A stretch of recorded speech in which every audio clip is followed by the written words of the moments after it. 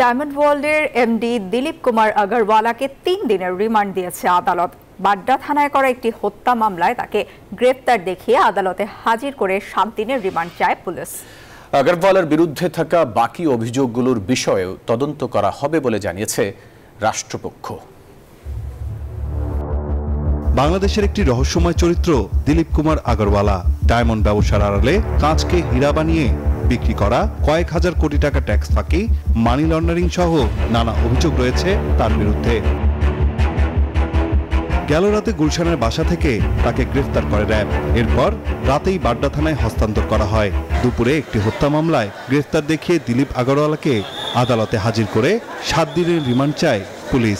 শুনানি শেষে আদালত তার 3 দিনের রিমান্ড মঞ্জুর করেন। টিয়ার শেলে অনেক মানুষ নিহত হয়েছে, গুলিতে নিহত হয়েছে।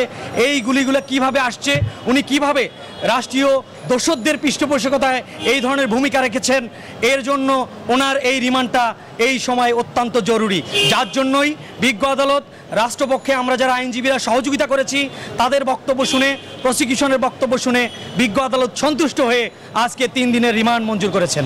তবে অসুস্থ থাকায় রিমান্ড বাতিল চায় আসামি পক্ষের আইনজীবী। দাবি করেন তিনি এ মামলায় সম্পৃক্ত নয়, তাকে হেনস্থা করতেই এনজিওর কিস্তি প্রথমবার বিকাশ পেমেন্ট করলেই 20 টাকা ইনস্ট্যান্ট ক্যাশব্যাক।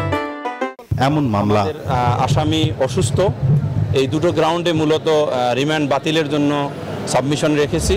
তার বিরুদ্ধে থাকা বাকি অভিযোগগুলোর বিষয়েও তদন্ত করা হবে বলে জানায় রাষ্ট্রপক্ষ। নাইম আল চিকো, নিউজ 24, ঢাকা।